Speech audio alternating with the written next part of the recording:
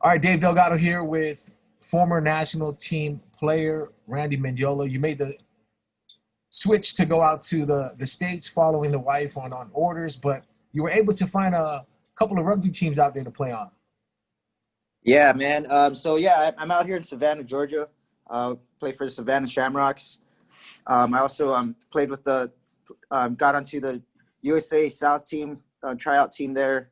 It's pretty good, but majority of the time I just playing with the Shamrocks out here. We are recently defending champions actually last year, but obviously with the COVID this year, it's canceled the rest of the tournament for this season. So just waiting for that to clear up, and hopefully that opens back up. Man, when you got on the team, were they tripping out like, "Hey, man, who's this little fast dude out here playing rugby and taking care of business on the pitch?" Yeah, well, obviously, like size, I'm a little bit smaller than most people out here, but as you know, rugby is not really all about size, although some people think it is. But it's the experience level that we got from Guam. Playing on Guam and getting the experience from the international level from there, and being coached by, our New Zealand coaches, and we got a lot of the expats and the Fijians and Tongans that been on Guam. So all that experience from them helped develop what we know how to play in our style as Guam rugby style, what I like to call it, and it makes a big difference out here because we have a really diverse style of playing compared to the mainland people. And did they trip out on, the technicality and how much you knew about the game of rugby? Yeah, actually, yeah, they didn't think I knew as much as I did, and like my experience level compared to the people out here, especially in Georgia. Georgia's a very football strong place, so everyone knows how to play football. But rugby's still been growing. It's been here for a long time, but it's not as big as you would think. And so, yeah, the experience coming from the islands, man, was made a big difference. And how many teams compete in the league that you participate in? Well, in our region, this area, like I said, Georgia doesn't have too many rugby teams. So there's about 8 to 10 teams that we challenge throughout the season.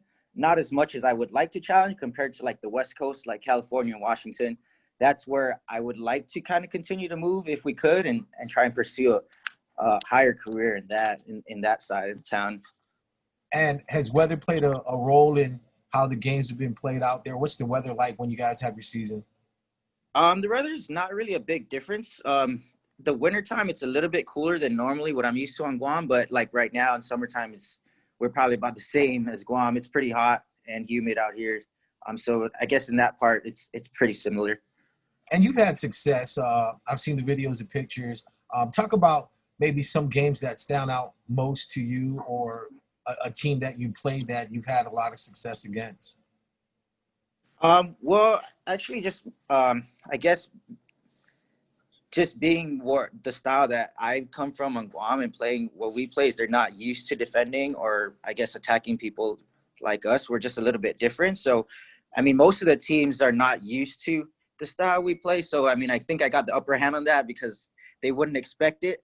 And like playing them, then it's like a little bit of a surprise. And they all ask like, where do you learn? Where do you come from? And all this and that. And sometimes people don't even know where Guam is, obviously, but when they do hear about it and I do tell them, then they start looking into it and they're like, man, that's pretty awesome. A little islander coming out here and showing some of these guys how to play the game.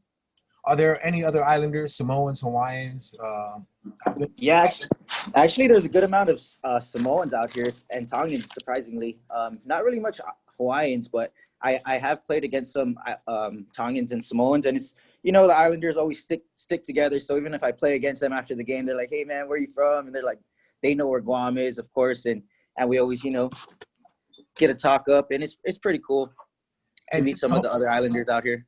since the whole pandemic hit, what happened to the season, and what's the talks been like with the teammates and the coaches out there?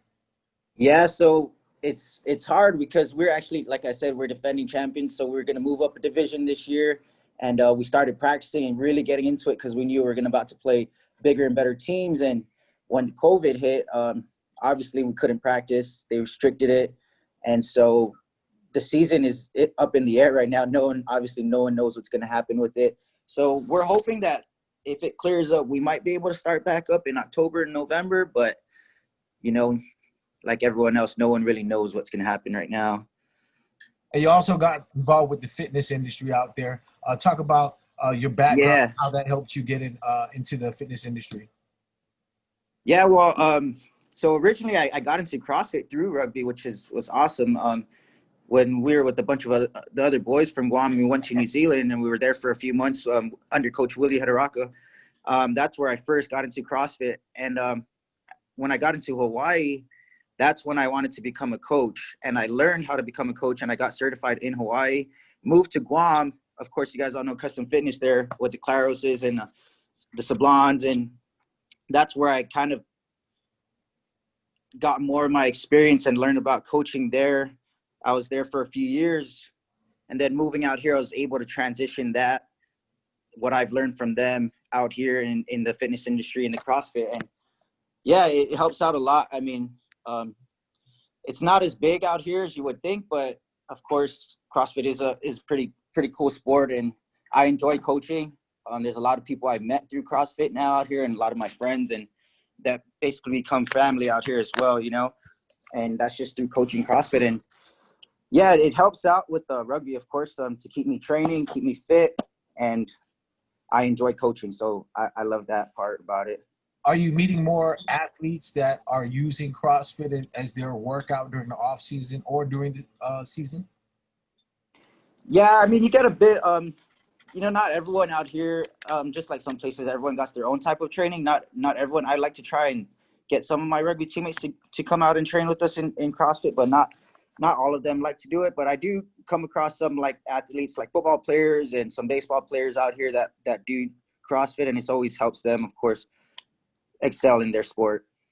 And have you seen all the news of more high school athletes getting college rugby Yes. scholarships?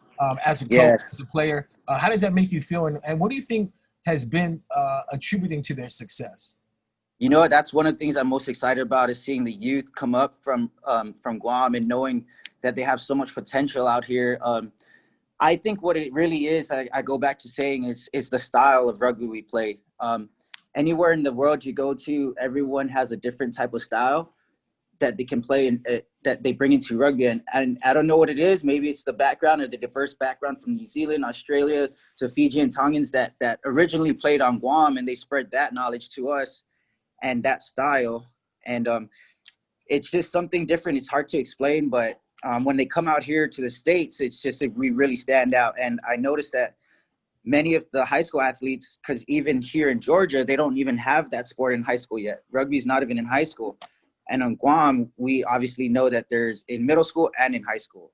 So by the time they come out of high school, after playing middle school and high school, they come out here and they're way above the game compared to a lot of other people. And I think it's the experience from that and us national players that are the coaches, because all my teammates from the Guam national team are the coaches, are the referees, and we're spread that knowledge to them, and we learn from our coaches, and that knowledge that they have, they bring it out here to the mainland. I noticed that it helps so much because I know so many people that would easily make a college team out here just from playing high school in Guam. I mean, we see it a lot now that high school athletes are getting college scholarships, and I think that's amazing. It's super awesome for everyone on Guam.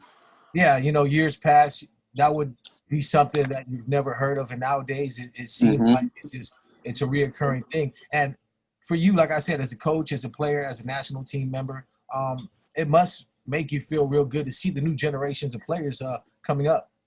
It does. I mean, some of them I can name a few, like Matias Calvo. I mean, he used to just watch us play in the sideline. He was just a kid growing up, and now I see him doing big things. And these athletes, when they go out to college, they're not just going out and making the roster. They're freshmen that are starting and they're making a big impact in their team. So they're just not there to fill a number. They're actually becoming leaders in their team. So that's something I'm really super proud of, as being someone from Guam, but also like being someone that knows and probably help them a little bit, or, you know, them watching us grow up, learning the sport, playing the sport, and them kind of learning from us is pretty cool. And for you, any plans in the future to stay in touch and hopefully get back on another rugby tour for Guam?